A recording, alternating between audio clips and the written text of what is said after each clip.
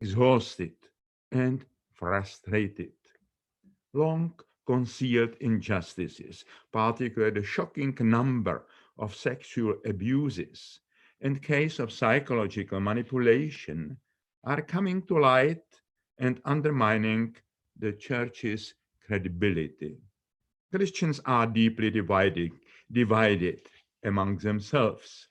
These days, these are not chiefly divisions between churches, but differences of cultural mentality, theological opinion, and social and political attitudes within them. The present state of the Catholic Church is largely reminiscent of the situation just prior to the Reformation, and the scandals related to sexual abuse recall those surrounding the sale of indulgences in Middle Age. And just as they did then, the debates about the causes and deeper implications of a seemingly marginal phenomenon have raised fundamental issues about the abuse of power and authority in the church, the role of the laity, neglect of the radical demands of the gospel. What is new about the current situation in the Roman Catholic Church is that the loud call for profound reform both of institutional structures and above all a radical change of mentality and relationships within the church does not come only from below, but also with great urgency from the lips of the Pope in Rome. Many former church members are either formally abandoning the church or they remain passively on the frinks of its activity. Throughout the course of European history, since the first Christian missions, it has been virtually impossible for people not to encounter some form of Christianity in their lives. Now, we are also encountering a new phenomenon of people being totally untouched by Christianity and traditional religiosity in general. It happened not only in the countries such as in Eastern Germany and the Czech Republic, where during the period of communist dictatorship, religion was almost totally displaced from public life. Religious illiteracy is also spreading in other European countries, however, including those which until recently were regarded as Catholic or Protestant, and where religion had not been subjected to political repression.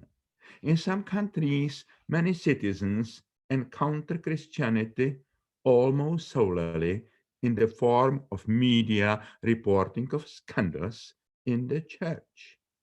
A considerable percentage of present day Europeans have practically no direct or immediate experience of Christianity or even any basic knowledge of it. They also lack any motivation to form any relationship with it. Atheism has given way to apatheism, apathetic indifference to religion in its traditional form. Over half a century, also thinkers such as Carl Gustav Jung and Teilhard de Chardin were already warning that Christianity was losing its generative power. Reflecting on the historical experience of Europe and imparting it, as well as thinking about how to live the Christian faith in the face of imminent challenges, this is demanding an urgent task at this time of major civilizational transformations. The era of globalization and the merging and connecting of cultures, the new axial age, is time for a new form of Christianity. Much of the form of Christianity that Europeans have long taken for granted is expiring irrevocably.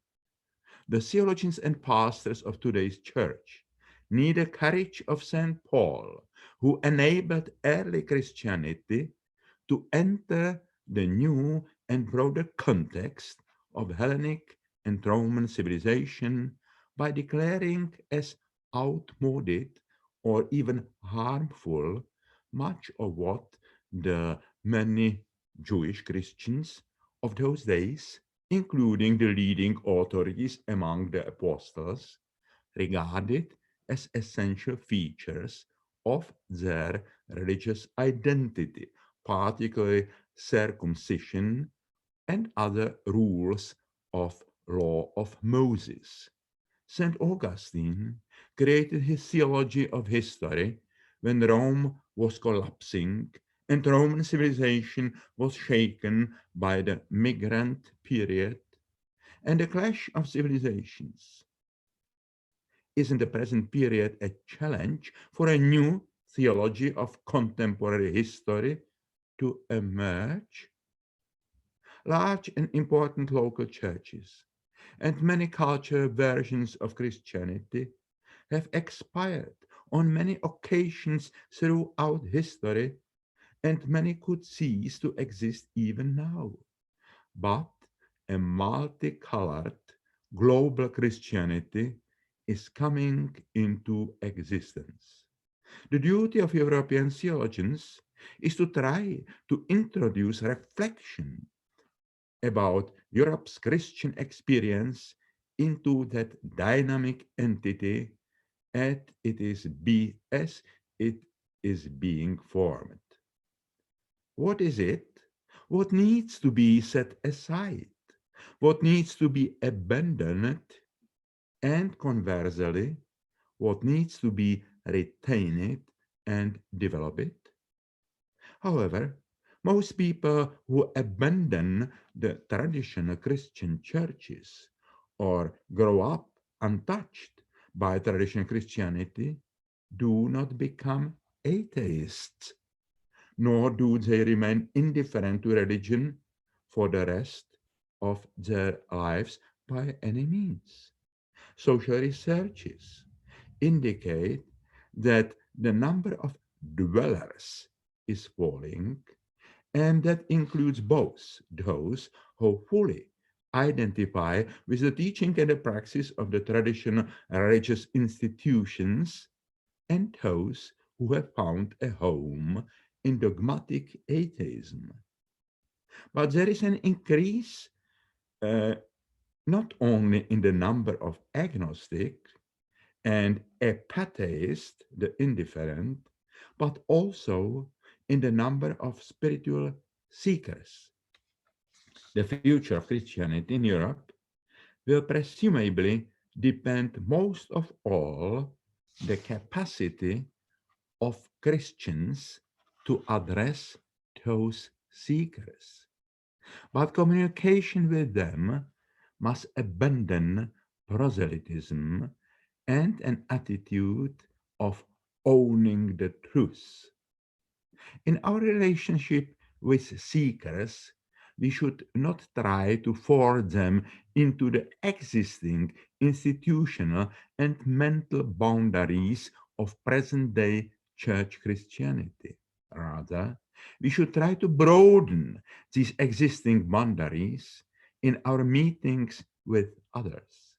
Jesus came primarily in search of the lost sheep of the house of Israel, but he did not lead them back into the traditional structures of Judaism of his day, but found new vessels for new wine.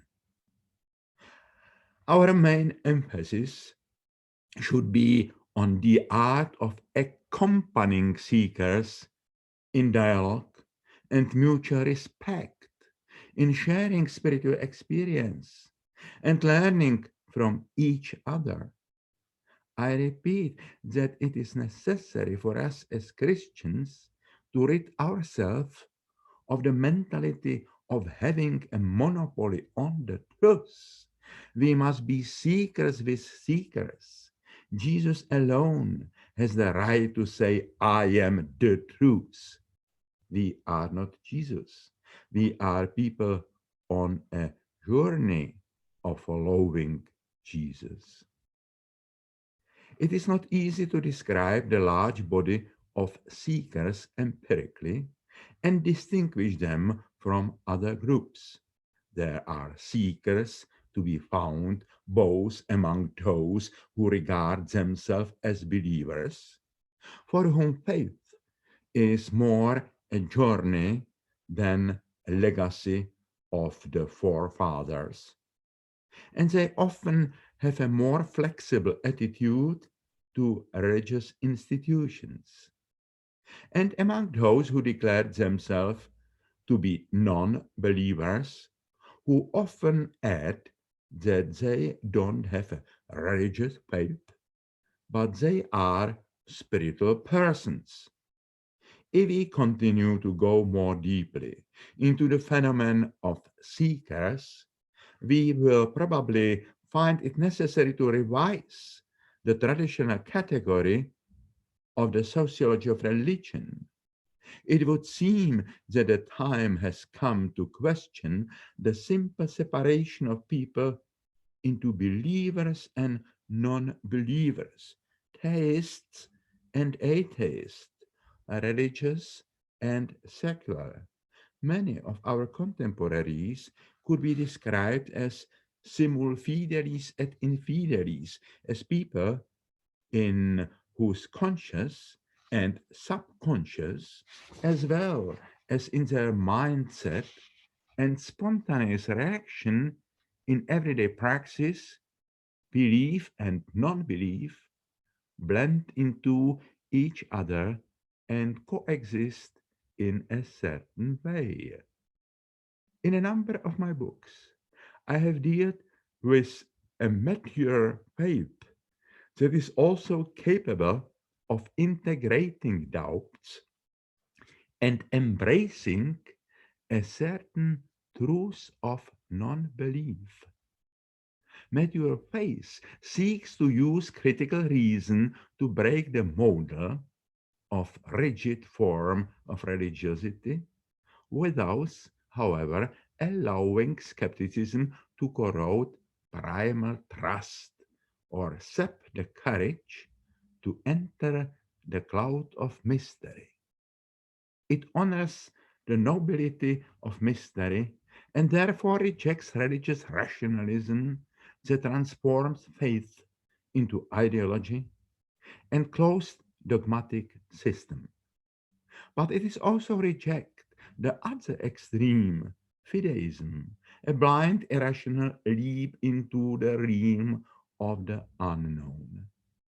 Mature faith engaged in a permanent dialogue with reason, whose maturity and humility, as Pascal already knew, lies in recognizing its own limits.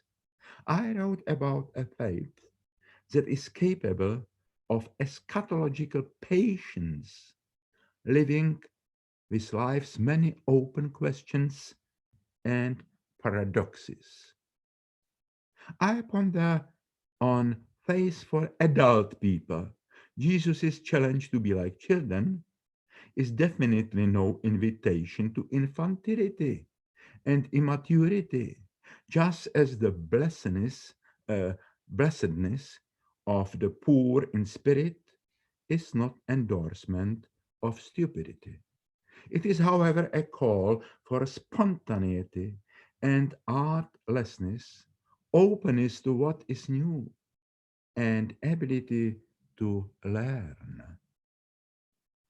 We have been expelled from the paradise of the primal naivety of archaic religiosity. By and large, faith meditated by family upbringing or the initial enthusiasm of the converts finds itself in crisis at a certain age or in a certain circumstances. The problem arises when people in crisis of faith are pushed back by the believers around them, whereas they themselves look on their previous faith as something like children's shows that they have outgrown and cannot get their feet into, however hard they try. But crisis can be not just individual, but also historical, collective dark nights of faith. A number of 20th century Christian thinkers, Dietrich Bonhoeffer and Teilhard de Chardin, to mention two, were striving for a theology that would respond honestly to the questions of people who had come to adulthood in the dramatic experiences of historical transformations, including the experiences of two world wars. Crisis of faith, including the question that those crises throw up, cannot be suppressed and displaced. There are mountains that must be climbed and not skirted. Reflecting on the historical experience of Europe and imparting it, as well as thinking about how to live the Christian faith in the face of imminent challenges, this is the demanding and urgent task at this time of major civilizational transformations, the era of globalization, and the merging and connecting of cultures, the new axial age is time for a new form of Christianity. What is the Church's vision in the near future? At present, I see four ecclesiological concepts, which could be a source of inspiration and which need deeper theological consideration before being gradually put into practice. First is the concept of the Church as God's people moving through history. The second is the concept of Church as a school of Christian wisdom. The third is the concept of the Church as a field hospital. And fourth, the idea of Church as a spiritual or service the Church as a spiritual accompaniment, indeed, for everyone. God's people moving through history. The definition of the Church as the people of God moving, or people of God moving through history, is a key element in the ecclesiology of the Second Vatican Council. This image is taken from the Hebrew Bible, in which Israel, the chosen people whose self-understanding is shaped by the experience of Exodus, journeying from the land of slavery to promised land of freedom. In this concept, the Church is part of the river with its source in Israel. In the words of St. Paul, it is a branch grafted onto the olive tree of the chosen people.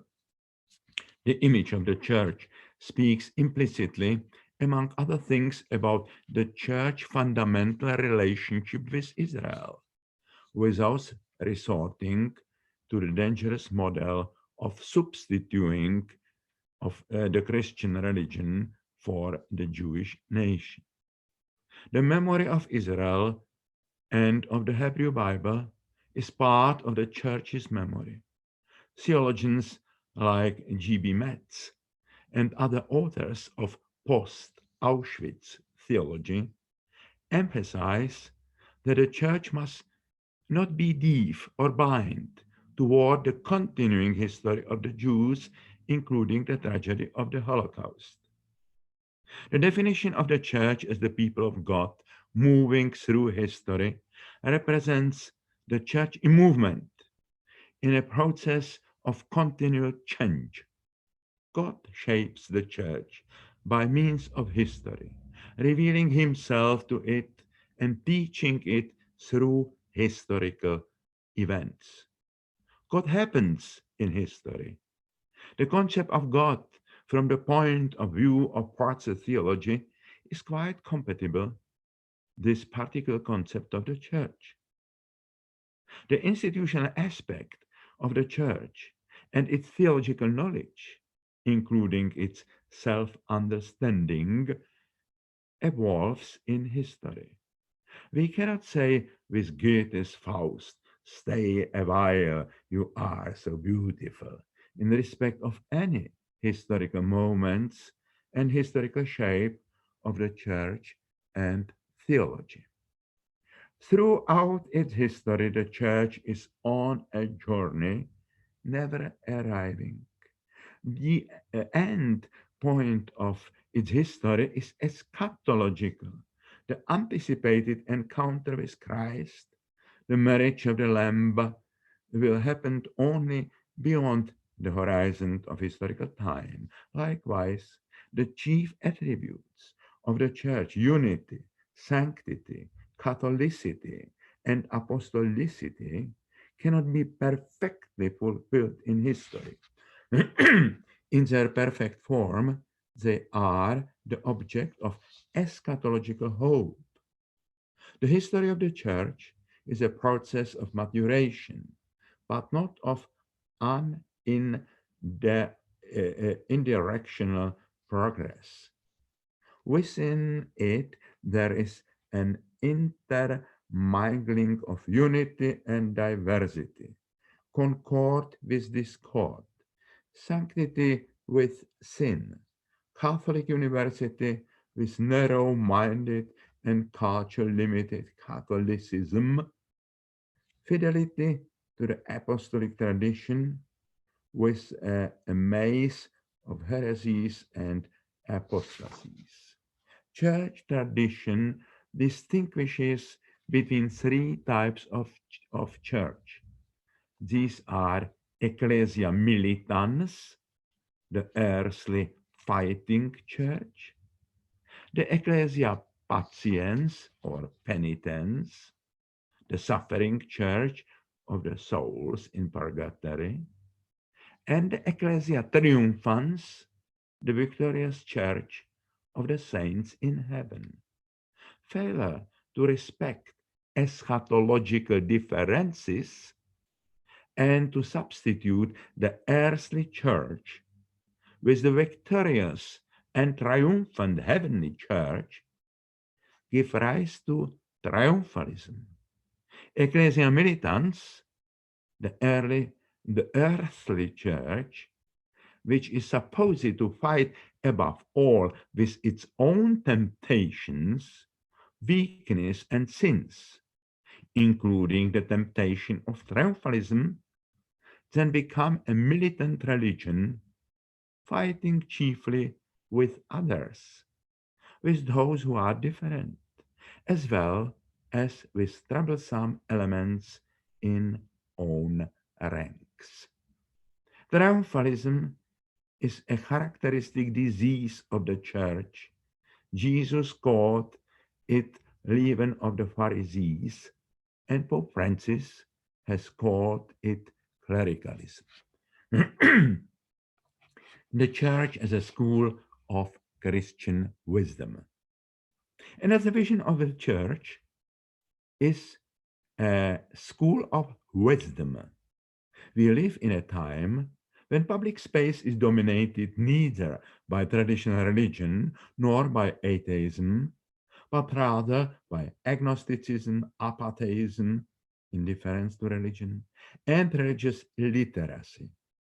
Two vociferous minorities, religious fundamentalism and dogmatic atheism, militant atheism, tend to be on the frinks.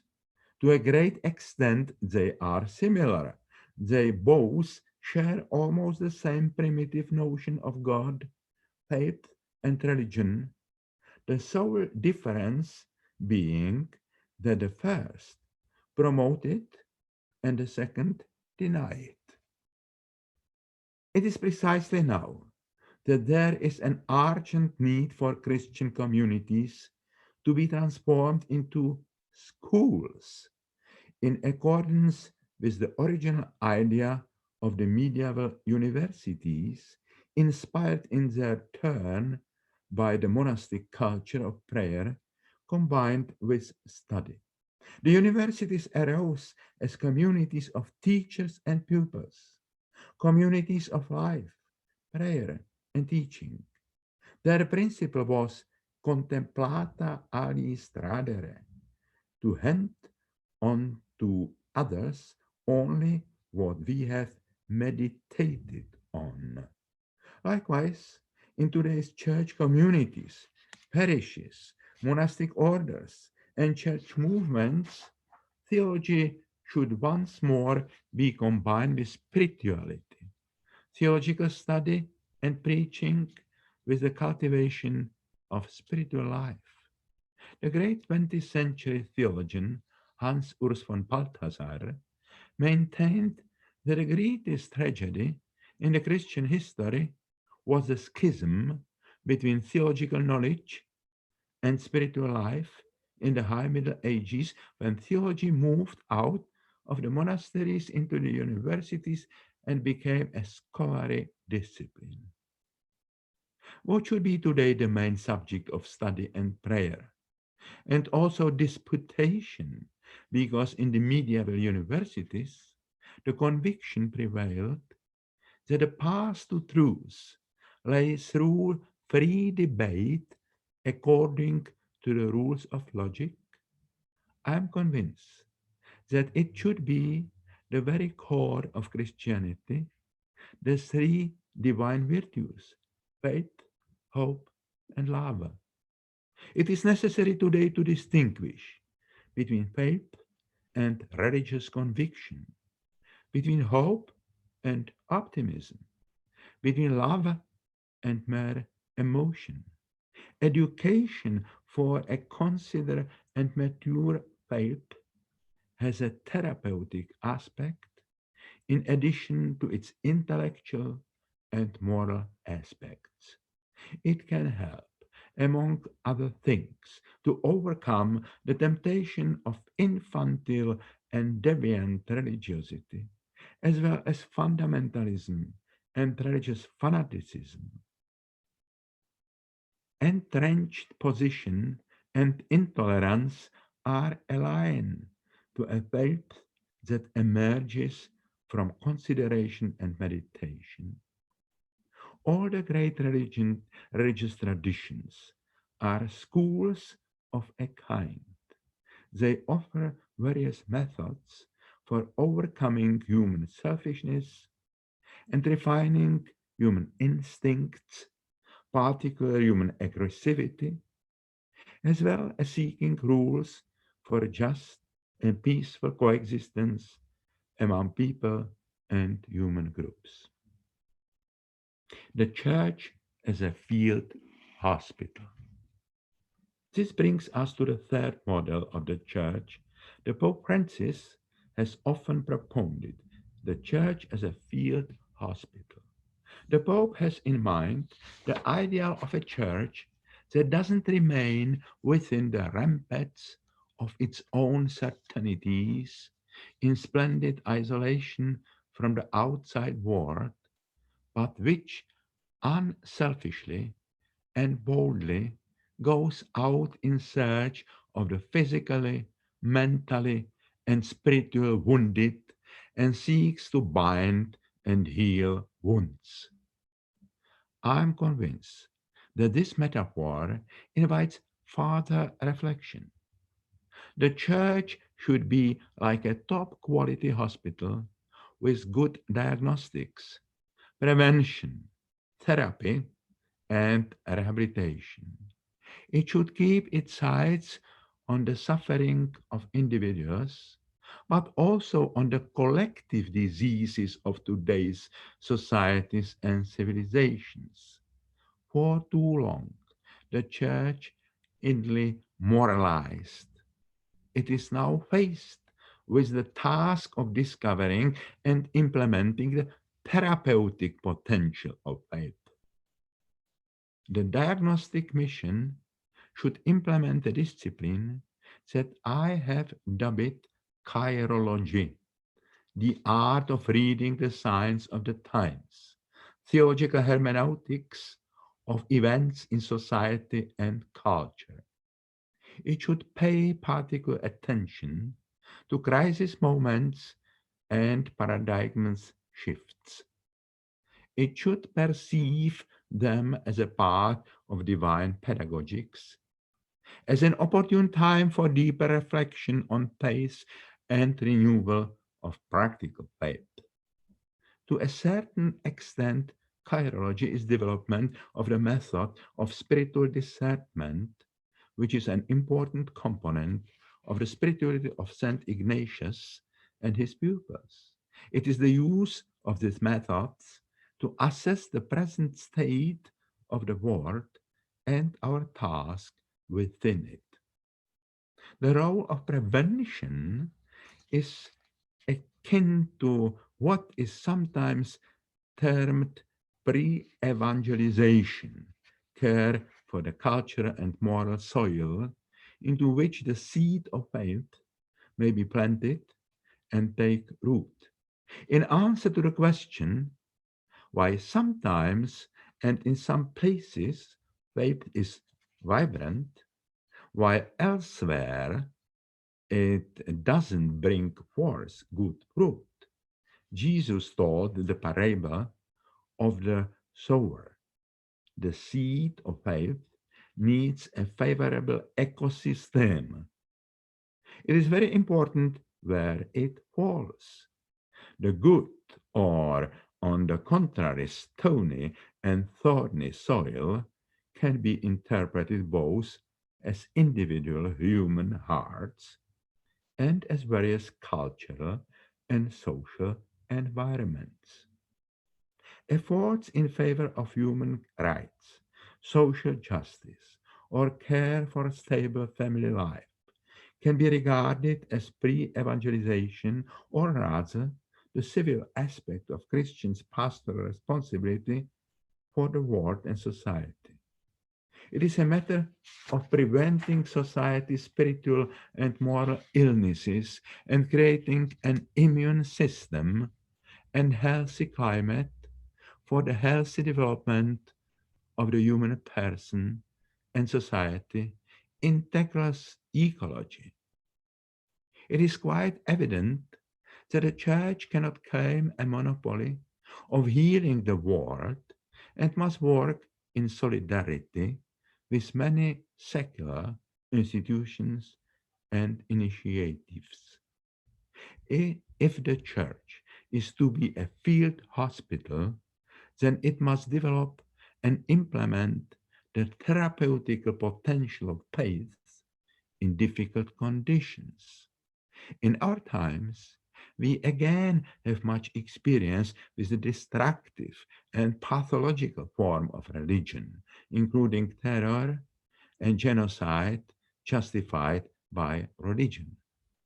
All the more necessary it is, therefore, to use spiritual forces, resources, to heal wounds, and the courage for the difficult operations, and strengthening the immunity of social organisms. It is precisely at a time of infection, such as the ideology of populism and national, racial, cultural, and religious hatred, as well as the spreading of the fake news, that is necessary to strengthen society's immune system. We might term rehabilitative care the action of believers in societies that have been harmed by persistent social and political conflicts, wars, or dictatorial regimes, where the social capital of trust and solidarity has been depleted. Trauma, unreconciled guilt, and the breakdown of relations between people and groups of people have lingered on there for a long time. Christians can make use there of their experience with practice of repentance, reconciliation, and forgiveness. A positive example of this could be the work of Christian communities in South Africa after the fall of apartheid, as well as in many other countries where it was necessary to heal the wounds of the past. I fear that in many post-communist countries, the churches neglected that ministry. Category-based ministry, the vanguard of a church serving everyone. Faced with the ailments of our time, how can the church develop the therapeutic power of faith?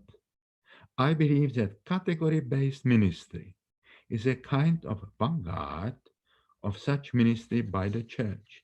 The chaplaincies in hospitals, prisons, the army, and education system, particularly at university level. The ministry of chaplains is intended for everyone, not just for believers.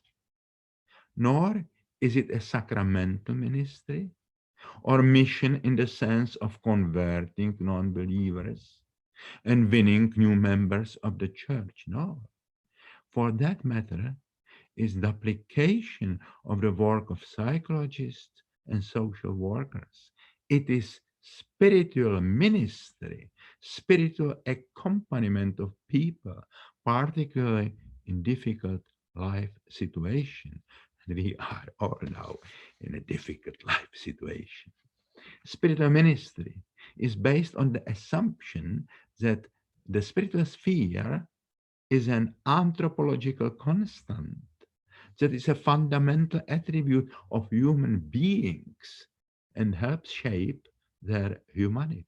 Spiritual is what concerns meaning, the meaning of life, which tends to be unsettled in challenging life situations and must be thought afresh.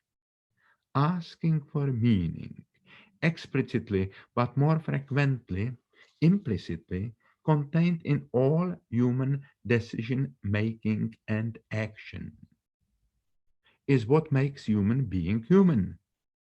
I'm convinced that the ministry of spiritual accompaniment, which has both a pedagogical and therapeutical dimension in broadest sense, will be cardinal form of the church work in the future.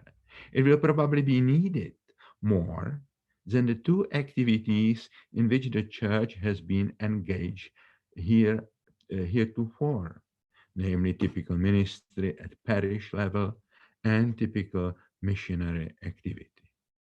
If the church is to fulfill a therapeutical role and be a field hospital, then this task, particularly in a pluralistic society which has undergone the process of secularization, can be achieved above all by radically extending and deepening what chaplains are already starting to do as a part of category-based ministry. But to achieve this, it will be necessary to give through consideration to this ministry.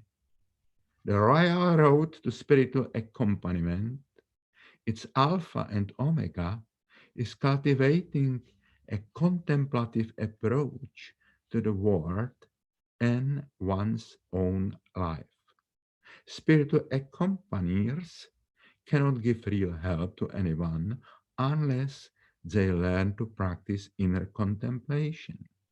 It must be emphasized that they themselves can only develop ministry of genuine quality for the surrounding society if they are contemplative. It seems people who regularly meditate, constant practice of inner contemplation is a precondition for them to be teachers of the art of spiritual discernment, without which people of day are lost in the clamorous and multicolored global market. I repeat, the ministry of spiritual accompaniment is intended for everyone, not only religious believers. This applies nowadays to the ministry of chaplains in hospital, prisons, and army and schools. I'm convinced that it must apply in near future to the ministry of the church as such.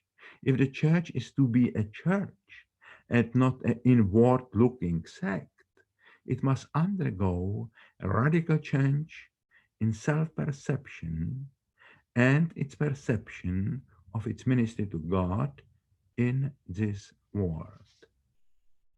I have long pondered on the sentence attributed to Jesus by the evangelist: when the Son of Man comes, will he find faith on earth? What could the Son of Man find in our part of the planet Earth if he were to come in the near future? Let us consider some hypothetical possibilities. Maybe he would find a church, but would not discover faith. Maybe he would find Catholicism, Protestantism, Anglicanism, Orthodoxy, but would not find faith. Maybe he would find spirituality, but not find faith. Maybe he would find religion, but would not find faith.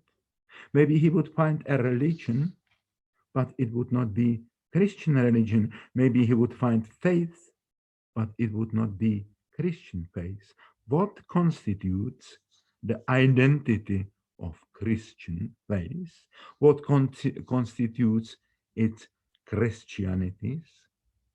I understand faith to mean an attitude to life that entered history with the Hebrew prophets roughly at the same time that philosophy emerged in Greece.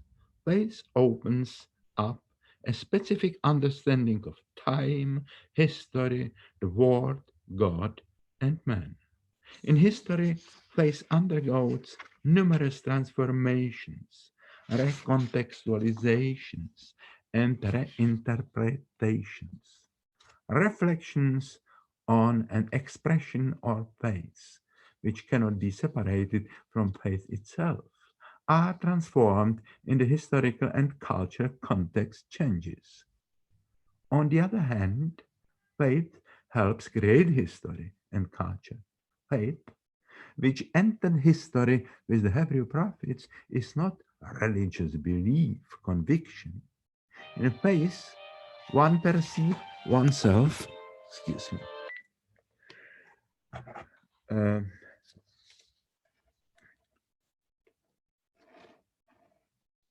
in faith, one perceives oneself as someone who has been addressed, called by God, and invited to conversion or transformation, metanoia. Conversion consists in accepting one's life as a gift and task or mission. Faith in trust and faithfulness. Trust in the one who called and faithfulness to the task one received. Faith is a relationship with God and also with the world of people, that is the process of history. History is experienced as a dialogue between God and humanity. History is not human history until it is part of studies that expound it, which transforms the events into experience, and from the transmission of experience and tradition into culture. Without narrative stories, history is voiceless, and the stories are not rooted in the history, are mythology. The phase of which I speak is the free and conscious opening up that enables the sacred stories to enter our own personal life stories. It is the courage to accept the transformative power of those stories. I know of no other criterion of the authenticity of those stories, the testimony of the power that they exert on our lives, testimony of the fruits they bear. Faith and theology, which is the intellectual reflection of faith, are still on journey. The traditional theological tradition, which I suppose is Theologia Viatorum, a pilgrim's theology, which does not strive to give definitive answers to all questions in the form of a closed system. It tries again and again to understand the language of God more profoundly, and again to express what is as understood in a new and more comprehensive way. If the church and the theology want to be faithful to the meaning of what they were entrusted with, and also to communicate intelligibly with their contemporaries and their culture, with changes in the course of history, then they cannot rigidly and mechanically repeat what said in the past, but must appropriately change their forms of expression. They have a hermeneutic mission to ensure that the meaning is preserved and more deeply understood, as well as to be its responsible contemporary expression and translation into a language intelligible to today's readers and listeners. Changing forms, reform, is an expression of faithfulness to the content, the meaning, the substance. That is, this was clear to St. Augustine when he wrote about church always reforming, ecclesia semper reformanda. If faith is radical battle is idolatry, then theology, the hermeneutics of faith, should similarly be a resolute rejection of ideology, including Christian ideologies. Ideology often conceals the consent of those in power to maintain what is the status quo and turn it into an idol. Faith, however, it opens toward what is coming.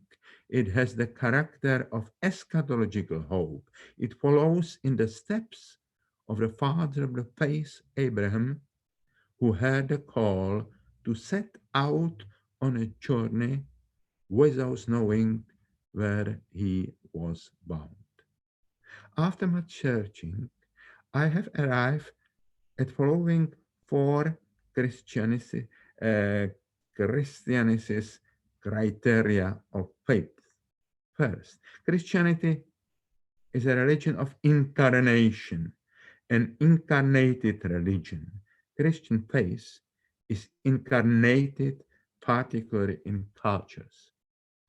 Second, central to Christianity is the Easter mystery. It seems Christian faith is kenotic, one that dies and rises from the dead.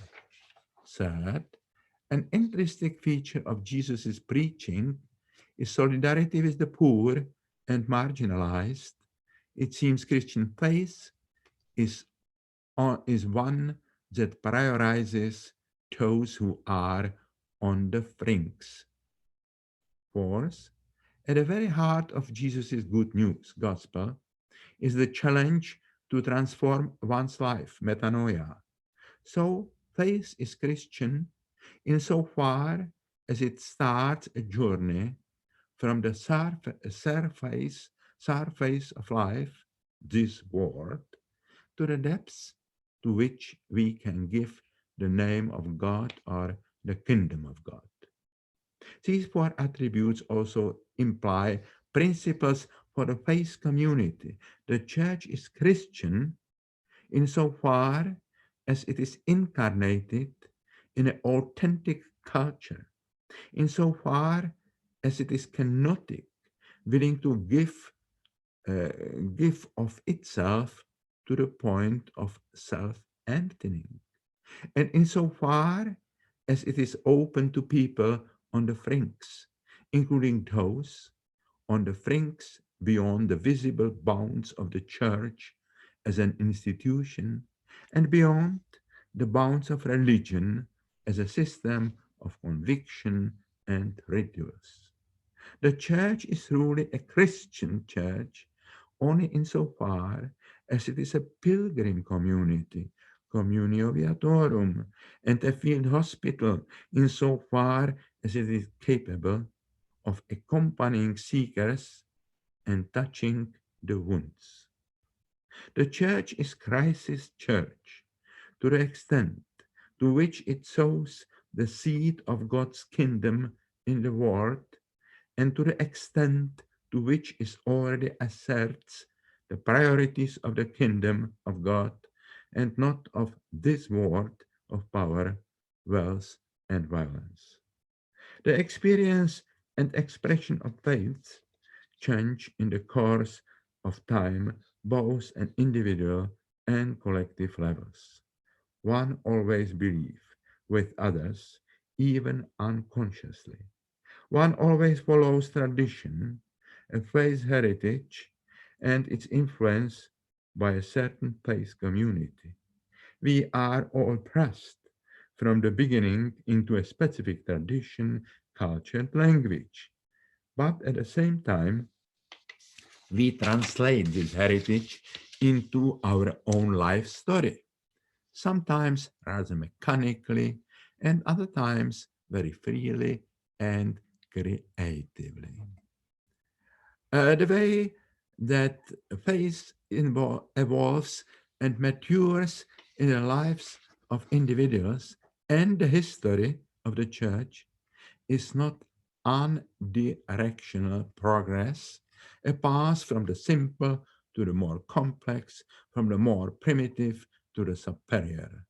It is often a complex drama of development, decline, and renewal, also comprising repeated crises and personal and historical traumas. It is these crises that can open the way to reforms, to changes in the way faith is lived and expressed.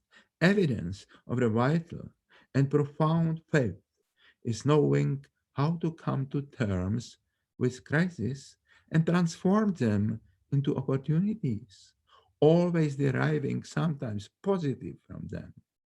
Since Jesus' Easter story is one of the fundamental paradigms of Christianity, we must not fear crisis and loss of all certainties. If we understand crisis of traditional forms of Christianity as a mysterious participation in the drama of the Passion, let us remember that the resurrection, not the cross, is the end of the Easter story. After Jesus' cry of abandonment on the cross, after his descent into hell, and the silence of Holy Saturday, comes the light of the Easter morning. If we read the New Testament carefully, we can see the resurrection is not a return to what was before the cross. The resurrected Christ is transformed beyond all recognition by the experience of death.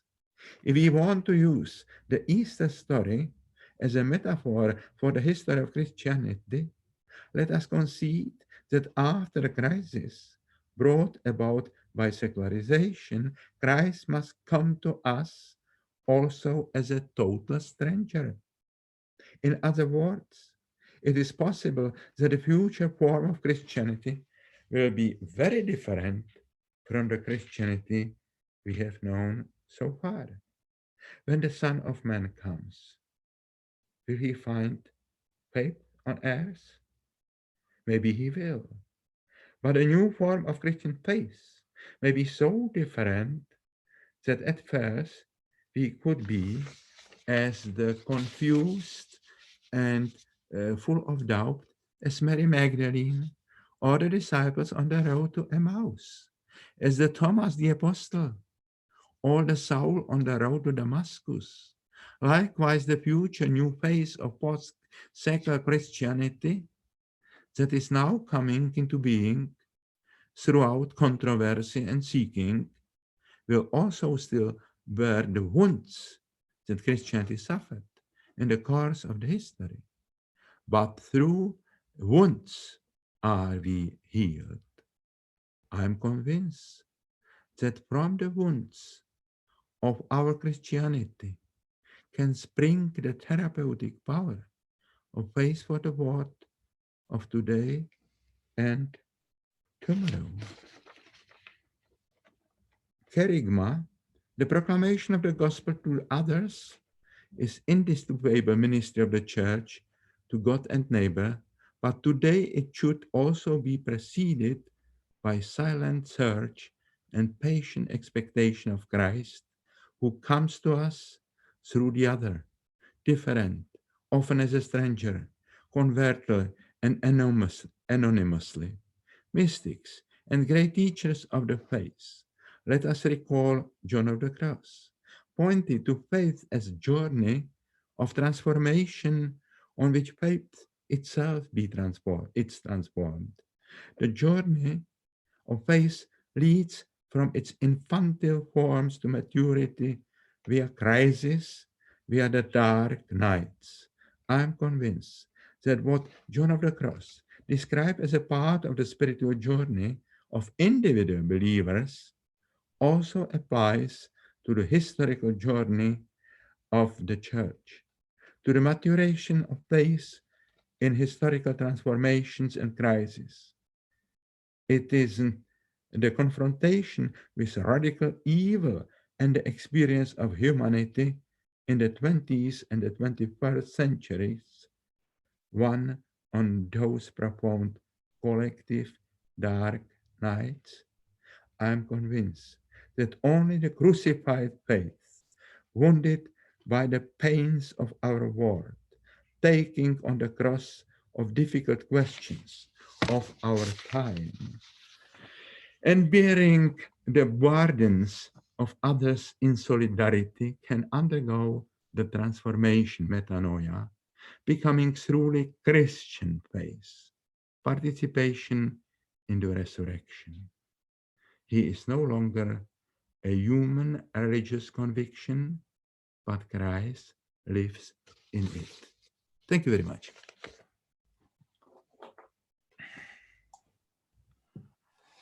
Father Thomas, many, many thanks indeed for that great feast.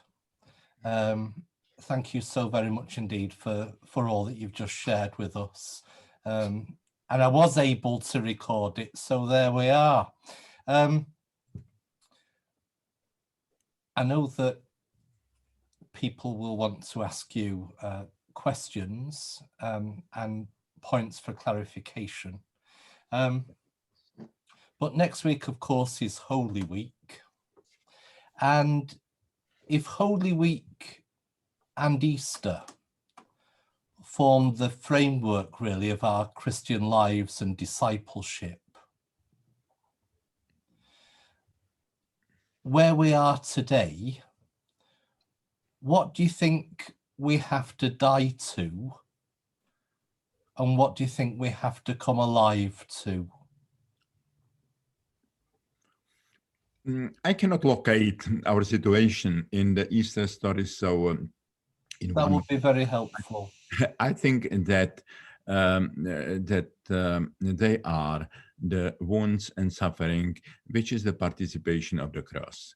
There are many people, and they are descending with Christ into hell of suffering, into hell of the feeling of solitude, in the hell of the silence of God. I think there are many people in our time participating on this element of this aspect of the Easter story. But when I saw the closed churches during the Easter in last year, and I wrote a book about it, which was translated into German, Polish, Portuguese, Italian, and so on, not in English. It was my homilies throughout this time, and there I have an introduction when I wrote that these empty churches were like the empty tomb of Christ, and that sometimes we can hear the voice, "He is not here." He rise from the dead and preceded you in Galilee, and that our task is to seek and find the Galilee of today, when we can meet Christ, the resurrected Christ, the Christ as a foreigner, the Christ who is changed through the experience of death. And I think the area of the seekers is the Galilee of today, and we should go there and to meet Christ there, sometimes anonymous, sometimes under several masks, but it is Christ. And Thomas, thank you. it is Christ. Thank you. Thank you. Any questions from anybody?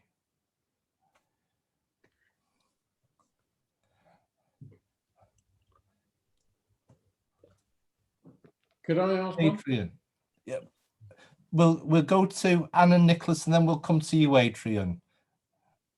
Come on, Nicholas. Right. Okay. I just, in terms of the therapeutic character of the church, I'm very struck by the power of sacramental confession. But of course, it is very formal and circumscribed. Do you have any experience of, as in sense, opening out confession beyond the forms of the church? Yes, I think we should reform the practice of the confession, because in many countries there are this sacrament is dying, and I think it was mainly the effect of some sexual questions after the Humani Generis and so on, the anti-pill, and so many Christians are not willing to speak with the priest about this such of things. So in many countries, the sacrament was practically death. But in our church, I'm here, and with also with my chaplains, and also with some lay people helping us. We are every Thursday evening for this in this position for the sacrament of penitence, or the spiritual how to say advice, spiritual accompanying. And I discovered that many people are coming for the sacrament of penitence with something which is marginal from the moral aspect, but they have very deep questions, they have very deep problems, and I think that we should distinguish to return the sacramental praxis to the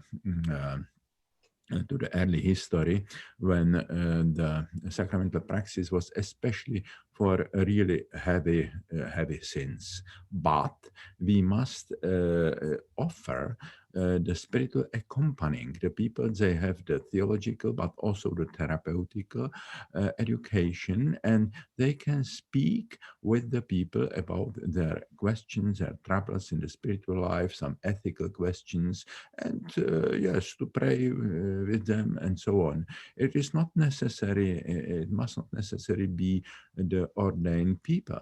And I think it is the challenge now to offer. And I think there are many people, they wanted to have a partner for some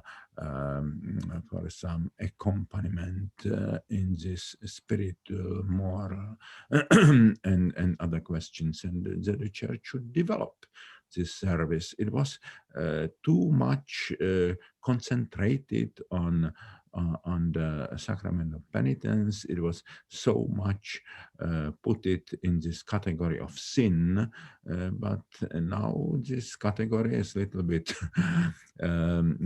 complicated, because we know about all the determination of the human behavior and so on, and yes, sometimes people are saying I have the same sins as last time, and I answer to we don't need the creativity in sin, in the area of sin.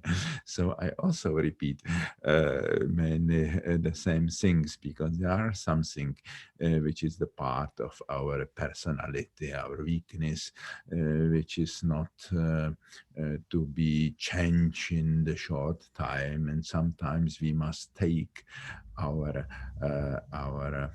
problems, our weakness as a cross for many time. And there is not only the classical sacrament of repentance, but other forms also, to speak about it, to pray for it, and so on. Thank you indeed. Adrian. Father Thomas, thank you for that voyage through the faith and our approach to Holy Week. I was pleased to hear you reference Hanses von Balthasar and his Holy Saturday and the obedience of a corpse. In the light of your experience behind the Iron Curtain, I wonder whether you could comment on whether that theological motif and the patience of the disciples and their fear waiting together in the upper room could provide a programmatic approach for the church as a response to the activist and initiatives that we're forever being faced with as parochial clergy. Mm-hmm. Yeah, I wrote about a book which was published by Doubleday in English, Patience with God, and then I reflect this spiritual experience that we are confronted. It was very typical for this time of persecution, but I think it's not only for this time. That time to time our faith is confronted with the silence of God, with the hiddenness of God, and it may be in our spiritual life, in our private life, but it can be also in the life of the church and society. This hiddenness of God. In the Hebrew, it is Hester Panim, the discover of the face of God, and it is in Psalms. And I think that faith. This is a very important experience, which could be interpreted in different ways. And I'm deeply convinced that faith, hope, and love are three arts of patience with this hidden God. The hope without patience is nothing. The love without patience, what it is. And also our faith must mature in this moment of when God is silent and hidden. And I think it's always a temptation of some superficial answer to this experience. One superficial answer is God is dead. God does not exist. It is one interpretation of this silence of God. The another is just to repeat our old formula without listening to this music of silence of God. And also this enthusiastic hallelujah, hallelujah, hip hop Christianity, which can also just overshadow this silent music. And I think we should listen to this silence and to interpret it in the way which is faith, hope, and love.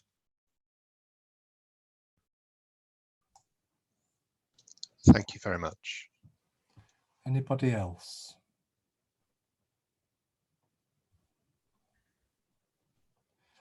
Father, I know that you were ordained secretly in airforts, and I can remember shortly after the wall came down, visiting airforts and visiting Heino Falke, who was then the Lutheran provost of Erfurt. And I'd just been to a women's group in Leipzig, and some of the women there were saying how it was better in the past. And I can remember relating this story to Heino Falke, and Heino Falke saying that only the week before he'd seen his Stasi file.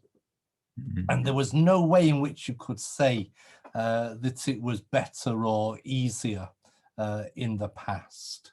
And what I'd like to ask you is, from the vantage point of 2022, how do you think the church has changed in the Czech Republic from pre-1989 to where we are today? So I think there were some very different period of secularization. There was also the slight secularization, cultural secularization before the communism, because the Czech country was industrialized with the higher education and urban situation, and the traditional religiosity have lost their traditional social culture milieu, which is the agriculture culture with village culture and so on.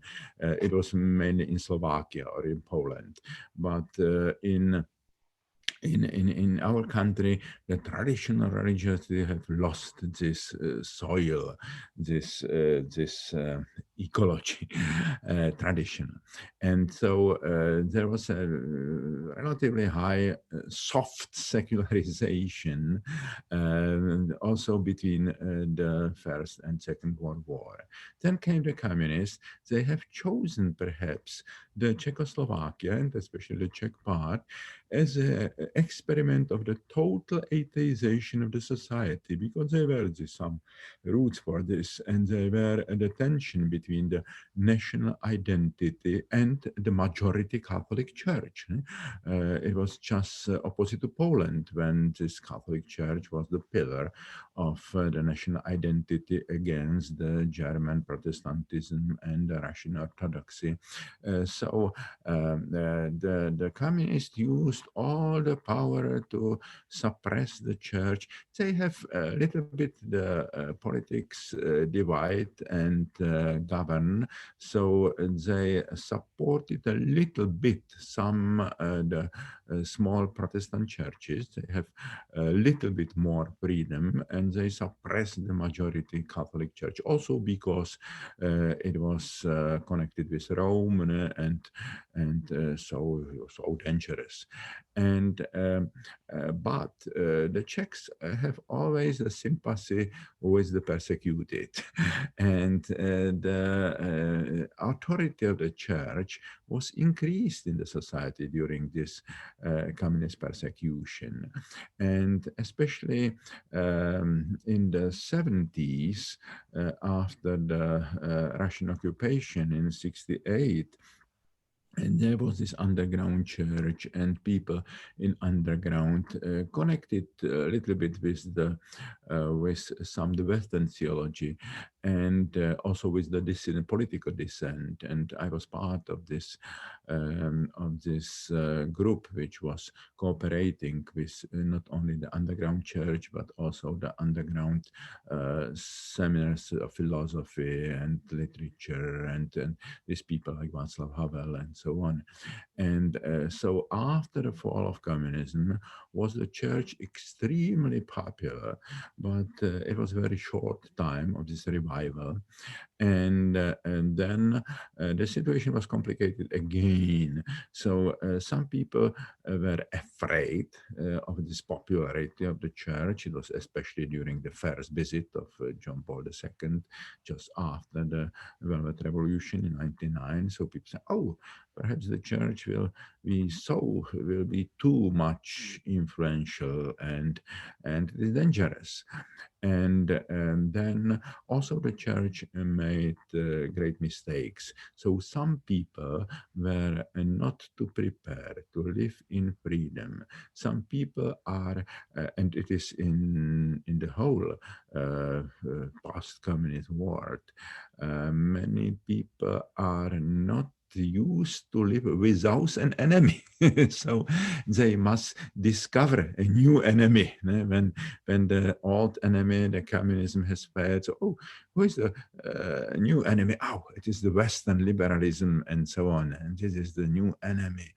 And so they are not able to live without an enemy. They were so used to be opposite, to be the counterculture. They were not used to be just part of the pluralistic society. They expected perhaps that after the fall of this communist regime, we will be welcomed by everybody, but it was not so. And they realize, many people realize, that liberty is a very demanding task. That there are many people in the societies and also inside the church are looking for the pots in Egypt, for the certainties, for the situation which was so clear. It was black and white, who is the enemy and who are we, and the communist enemy, and we are there was clear who is the good guys and bad guys. But in the pluralistic society is very complicated, and it demands another virtue that during the communism. In communism, the church needed a virtue of courage, and now we need a virtue of wisdom, of the recognition, of the discerning, and it is also demanding. So I think the soft persecution is healthy for the church. For the church is very very dangerous when the church is accepted by all and rich and powerful. It is very dangerous situation for the church. So the soft persecution is very healthy. This persecution was too strong, and it destroyed so many things. But no, so now the church, yes, the situation is very very different. There are so the divisions, as I taught in my lecture. There's so many divisions, and the church as such has a very bad fame in the Czech society, but they are exemptions also. It is possible to answer, it is possible to communicate with the society. So in our parish, the church is packed all the time, and I baptized myself then 2,000 adults during these years, and every year they are so about 100 of educated young people coming for the 2 years preparation for the sacraments. And so it is possible, but it is possible only when we combine some elements. One element is the preaching. It must be in a certain language, certain intellectual level, and so on. But it is also very important to put this contemplative dimension. We have now, I've got some sad experience, and I baptized so many people, and they were very happy, and they were very happy in this type of the church, in the living parish, academic parish, where so many programs and programs is art and so on. But then they went out of Prague after the study, and they went to their own small town, and there was only one old priest repeating all the time the same preaching, and 5 old ladies in the church. And so those people were a little bit lost in the situation. And but now we created a center for spiritual exercises, for retreats, for some courses in meditation, and people that are coming regularly there, they have the living deep faith, and they can overcome many problems in the church and so on. They own roots, own spirituality. And I think it's very important to combine the intellectual interpretation of the faith in dialogue with the people, not as an indoctrination. We must respect the real question of the people. And then the introducing in personal spiritual life, and also to support the activity in the civil society. So this interest in spirituality shouldn't be just the escape to some private spiritual life. It should, to combine this spirituality with the social activity. So some of our young people take an active part in some ecological groups and so on in the civil society, which is important for democracy. Thomas, thank you. Anybody else? I am conscious that it's 12 o'clock, and Thomas, for you that means it's 1 o'clock and it's lunchtime. Thank you for hungry not only for the spiritual values. Yes. Right, absolutely. Thank you very much indeed for being with us. Bishop Tom, I wonder if you'd just like to give us a blessing as we begin Passion Tide, and we look forward to Holy Week and Easter. You're muted. So if you give us a blessing, Tom, please. May the God who accompanied us through Holy Week and through Easter be with us as we journey into the future he has prepared for us. And the blessing of God Almighty, the Father, the Son, and the Holy Spirit be upon you and remain with you always. Amen. Amen. Amen. Thank you very much. Greetings from Prague, and blessing also, and have a blessed Easter and all the craft and inspiration for your church and for your important activities. So bye-bye. Thank you very much. Thank you, Thank Thomas. you. God bless, Bye. God bless. Thank you. Thank you. Thank you, everybody. God bless. And we've got lots of food there to take us through this time. If I can just remind you that a week today, next Monday, again at 10:30, we've got Tina Beattie joining us, and she'll be talking to us about Mary for Easter. So I hope that we can all be here again next Monday, 10:30, for Professor Tina Beattie talking to us about Mary for Easter. God bless everybody, and have a great week, and see you next week, please God.